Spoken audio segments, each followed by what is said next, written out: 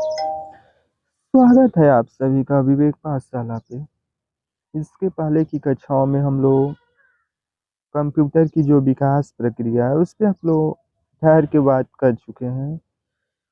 इसके पहले की कक्षा में देखा जाए तो पहले पीढ़ी से लेके चौथे पीढ़ी तक के जो कंप्यूटर थे उसके प्रमुख जो भी प्रॉपर्टी थी उस पे हम लोग अपनी बातचीत किए हैं। आज की कक्षा में हम लोग पांचवें जनरेशन जिसे 5 जनरेशन के नाम से भी जाना जाता है उस पे हम लोग बात करेंगे। पांचवी पीढ़ी के कंप्यूटर हैं, इसका विकास क्रम 2010 के बाद से शुरू हो गया और इस विकास क्रम में देखा जाए तो मुख्य रूप से इसकी अवधि 2010 थी और उसके बाद हम जो भी कंप्यूटर था उसमें हम हार्डवेयर यानी कि कंप्यूटर की जो भी संरचना थे, चाहे उसकी आकृति हो, रूप हो या उसकी जो बड़े या छोटे की शैली उस पे हम अपने कंप्यूटर को अपडेट कर रहे थे और नया वर्जन के रूप में 1 दशक के बाद उसकी जो संरचनाएं थी उस पे हम बदलाव लाना शुरू कर दिए थे। लेकिन जैसे ही पांचवी पीढ़ी में हम प्रवेश कर रहे हैं 2010 के बाद, तो जो भी कंप्यूटर का हार्डवेयर था उस पे काम 4 पीढ़ियों में व्यापक रूप से हो चुकी थी और समृद्धि के स्तर पे पहुंच गई थी। जब हम पांचवी पीढ़ी के कंप्यूटर में प्रवेश कर रहे हैं यानी कि पांचवी पीढ़ी के कंप्यूटर के बारे में हम यह कंप्यूटर बनाना शुरू करें, तब हार्डवेयर के विकास के बाद विकास के उपरांत अब सॉफ्टवेयर के विकास पे भी यानी कि अब सॉफ्टवेयर का भी विकास शुरू हो गया और इसमें हार्डवेयर के साथ साथ सॉफ्टवेयर के भी विकास पे बात करनी शुरू की गई। यानी कि पांचवी पीढ़ी के कंप्यूटर में हार्डवेयर के विकास के साथ साथ सॉफ्टवेयर के विकास को भी चालू किया गया। इसे हम पांचवी पीढ़ी के कंप्यूटर के रूप में जानते हैं।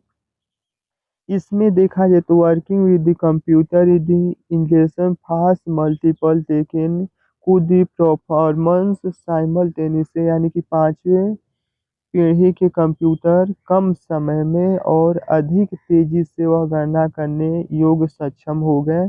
इसे पांचवें पीढ़ी के कंप्यूटर के नाम से भी जाना जाता है।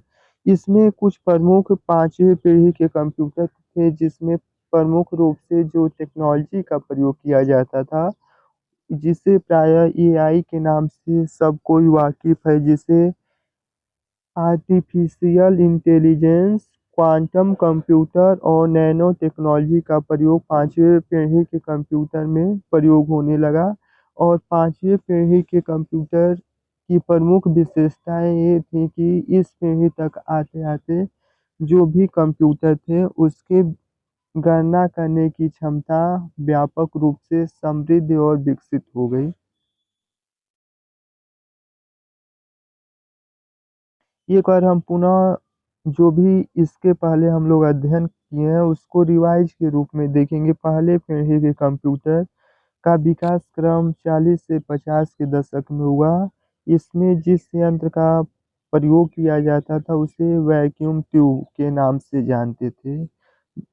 परीक्षा के दृष्टिकोण से यह महत्वपूर्ण है और यहाँ से प्रायः प्रश्न पूछे जाते हैं और पूछे जाने की संभावनाएं प्रॉपर रूप से बनी रहती हैं। तो हम देखेंगे जो कंप्यूटर के विकास क्रम की पूरी प्रक्रिया थी, संक्षेप में परीक्षा के दृष्टिकोण से उसको हम एक बार समझने का प्रयास करेंगे। फर्स्ट जनरेशन यानी कि पहले पीढ़ी के जो कंप्यूटर थे उसका विकास क्रम 40 से 50 के दशक में हो रहा और इसमें जो प्रमुख यंत्र का प्रयोग किया जा रहा वह वैक्यूम ट्यूब। दूसरे पीढ़ी के कंप्यूटर का विकास क्रम 50 से 60 के दशक में हो रहा। इसमें जिस यंत्र का प्रयोग किया जा रहा वह ट्रांजिस्टर है। जबकि तीसरे पीढ़ी के जो कंप्यूटर है इसका विकास प्रक्रिया 60 से 70 के दशक में हो रहा और इस पीढ़ी में प्रमुख रूप से जो यंत्र का प्रयोग किया जाता वह इंटरगेटिव सर्किट, जिसे प्रायः आईसी यानी कि इंटरगेटिव सर्किट के नाम से भी जाना जाता है, इस यंत्र का प्रयोग किया जाता है। चौथी पीढ़ी के जो कंप्यूटर हैं जिसका विकास क्रम 70 से 2010 की ईस्वी में रहा और इसमें माइक्रो प्रोसीजर और वेरी लॉन्गर स्केल टेक्नोलॉजी का प्रयोग किया जाने लगा, यानी कि चौथे पीढ़ी तक आते-आते कंप्यूटर में माइक्रो प्रोसीजर और वेरी लॉन्गर स्केल टेक्नोलॉजी का प्रयोग किया जाने लगा। पाँचवीं पीढ़ी के जो कंप्यूटर थे, इसका विकास क्रम 2010 से लेके अभी तक चल रहा है और इस पीढ़ी तक आते-आते कंप्यूटर की जो बनावट थी, उसपे तो काम इसके पहले की पीढ़ी में व्यापक रूप से हो चुका था। 5वीं पीढ़ी तक आते-आते कंप्यूटर के विकास क्रम में अब सॉफ्टवेयर की दुनिया में बदलाव और विकास की प्रक्रिया शुरुआत हुई और इसमें प्रमुख रूप से टेक्नोलॉजी का जिसका प्रयोग किया जाता है उसे आर्टिफिशियल इंटेलिजेंस के नाम से भी जानते हैं, जिसे प्रायः एआई टेक्नोलॉजी बेस 5वीं पीढ़ी कंप्यूटर का विकास हुआ। आज के लिए इतना ही, धन्यवाद।